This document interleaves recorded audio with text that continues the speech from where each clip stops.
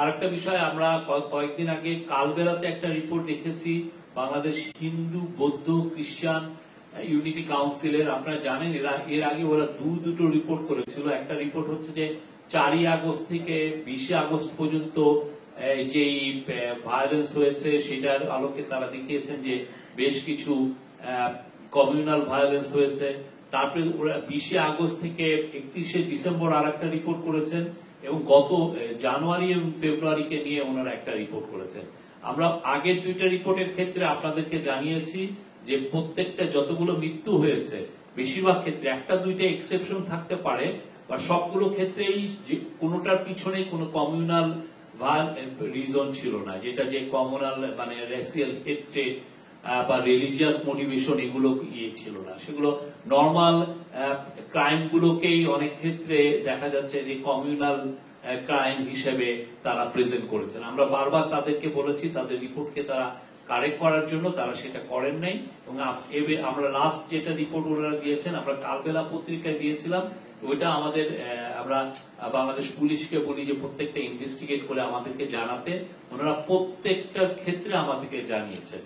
আমরা 11টার ক্ষেত্রে যে রিপোর্ট আমরা একটু পরে আপনাদেরকে এটা প্রেস রিলিজের মাধ্যমে জানাবো যে তাদের, এবং একটার সাথেও কমিউনাল কোনো ভায়োলেন্স এখানে মানে কমিউনাল কোনো রিজন নাই, যেটা রেসিয়াল হেট্রেড বা রেসিয়াল হার্মকে ডিস্টার্ব করা বা এটাকে এফেক্ট করার মতো এগুলো কিছু নাই।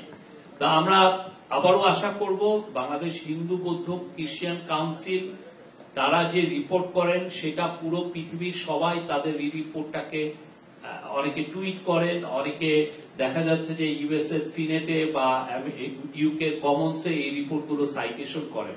তো আপনারা এইখান থেকে যদি তারা মোটিভেটেড রিপোর্ট করেন, তাদের মোটিভেটেড রিপোর্টের উপরে বাংলাদেশকে অনেককে পোর্ট্রে করতে চাচ্ছে। বাংলাদেশের যেই আমাদের যে কমিউনাল হারমোনি যেটা আছে সেটাকে দেখাতে চাচ্ছে যে আমরা এক ধরনের মাইনরিটি রিপ্রেশন করছি বা এইখানে হচ্ছে, সেটার একটা এক ধরনের রিপোর্টে এই ধরনের প্রজেকশনটা করে। আমরা তাদের কাছে আবারও অনুরোধ করব তারা তাদের রিপোর্টগুলোকে রেকটিফাই করবেন, কারেক্ট করবেন। আমরা প্রত্যেকটা রিপোর্ট, তাদের প্রত্যেকটা রিপোর্ট আমরা পুঙ্খানুপুঙ্খভাবে আমরা ইনভেস্টিগেট করেছি, এবং আমরা আপনাদেরকে খুবই যথেষ্ট ট্রান্সপারেন্ট হইতে আমরা জানিয়েছি। আমরা আজকেও আপনাদেরকে দিব, আমরা ইনফ্যাক্ট 16টা ঘটনা আপনাকে দিব। আপনারা দেখবেন যে 16টা ঘটনা কি কি কারণে হয়েছে, কি কি কারণে এই মৃত্যুগুলো হয়েছে। তো আমরা দেখছি যে তাদের মধ্যে কোনো মানে হিন্দু বৌদ্ধ খ্রিস্টান কাউন্সিল তারা যখন রিপোর্টগুলো কালেক্ট করছেন আর কিভাবে করছেন, কোনো ট্রান্সপারেন্সি নাই।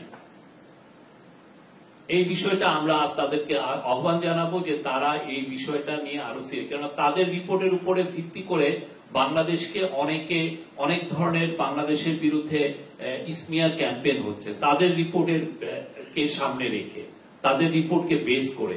আমরা আশা করব অ্যাজ এ বাংলাদেশি সিটিজেন হিসাবে তারা যথেষ্ট কনস্ট্রাকটিভ রোল পালন করবে।